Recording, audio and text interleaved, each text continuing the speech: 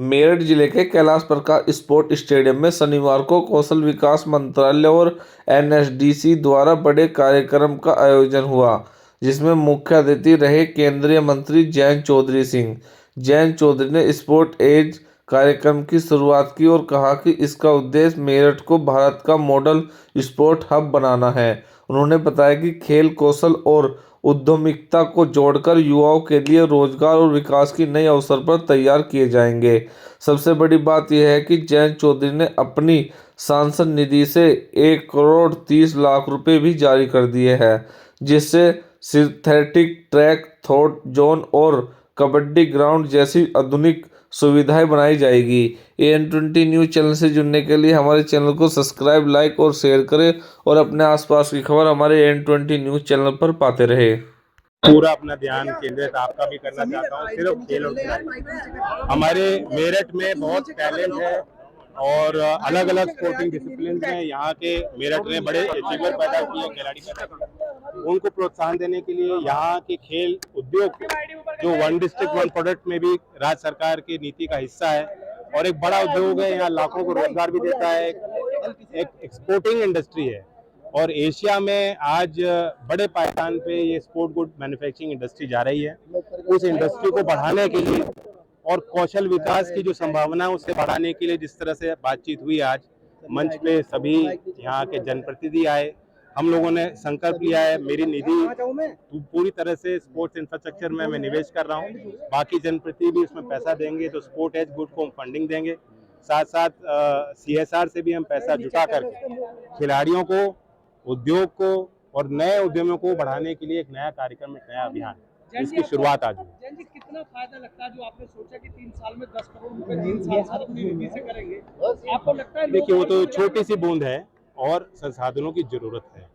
जो अभाव है, जो गांव में जिस प्रकार से निर्माण होने चाहिए, जो सुविधा मिलनी चाहिए खिलाड़ियों को, ताकि वो और कहीं पलायन करने को मजबूर ना हो, यहीं अपने खेल को विकसित करें, अपने टैलेंट को तैयार करें और देश और विदेश में जाके भारत का नाम रोशन कर रहे हैं, तो उनको और बढ़ावा मिलने की जरूरत है।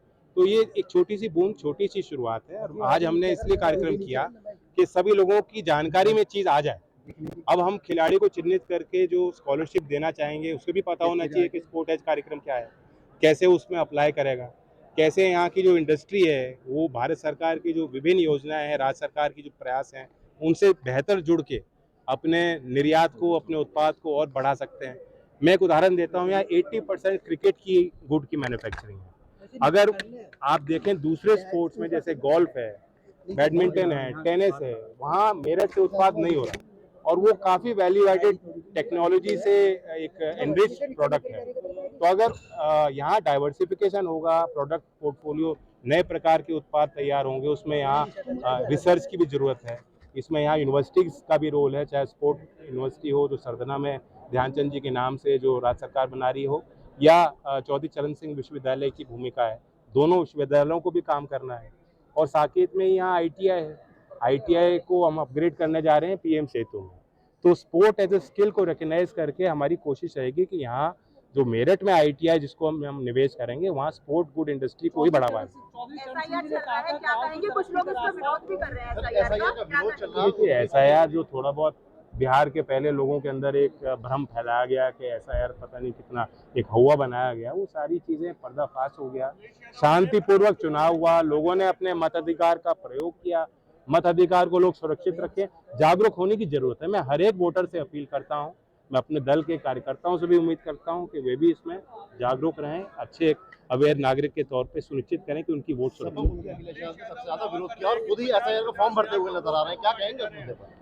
नहीं, मैं तो सभी नागरिकों को कह रहा हूँ कि SIR के प्रणाली से डरे ना, आगे आए, इसमें भाग लें। और ये पहली बार नहीं हो रहा, चुनाव आयोग की एक भूमिका है, चुनाव आयोग संवैधानिक संस्था है, उसको विश्वास करें। अखिलेश यादव दावा कर रहे हैं कि हर विधानसभा से 50,000 वोट काटे जा रहे हैं और एक महाषड्यंत्र है।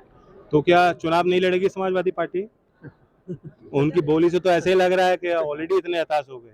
सर, क्रिकेट बॉल आपके हाथ में रही, लेग स्पिन करने की बात कर रहे हैं, 27 चुनाव में लेग स्पिन करके बॉल करेंगे। अब ये फिरकी तो आखिरी वक्त बताया जाता है ना, कभी कभी हाथ भी छुपाया जाता है जब बॉल डालते, लेकिन मैं किस टीम से खेल रहा हूँ तो सबको पता है। एनडीए की मजबूत टीम है। सर एसआईआर को लेकर बहुत सारे बीएलओ ने खुदकुशी की है, बहुत सारे बीएलओ जो है क्या कारण उसके हैं, ये अटकलें लगाई जा रही हैं। ये थोड़ी सनसनीखेज रिपोर्टिंग से सभी मीडिया वालों को भी बचना चाहिए। किसी ने सुसाइड किया, बड़ा सैड केस, अनफॉर्चुनेट है। ऐसा काम नहीं होना चाहिए और इसलिए क्यों उन्होंने सुसाइड किया ये जांच का विषय है। जंजी साई का सेंटर नहीं है वेस्टर्न यूपी में, इसके लिए आपने कुछ प्लानिंग की है क्या? इसमें मुख्यमंत्री जी से आग्रह किया था और राज्य सरकार ने विधिवत यहाँ सर्वे किया।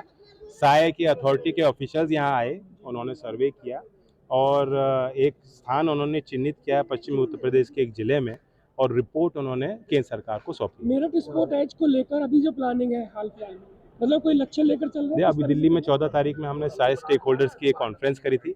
आज एक कार्यक्रम था जहां हम लोगों को के अंदर एक जागरूक करने के लिए सारे स्टेक होल्डर्स को हमने बुलाया। सभी जनप्रतिनिधि, विभिन्न दल के लोग जो अलग अलग स्तर पे इस कार्यक्रम में भाग ले सकते हैं, उनको हमने निमंत्रण दिया और आज एक MOU भी एक्सचेंज हुआ है ब्रिटिश एशियन ट्रस्ट और स्पोर्ट्स स्किल काउंसिल के बीच। तो ब्रिटिश एशियन ट्रस्ट की भूमिका इस कार्यक्रम में भी रहेगी।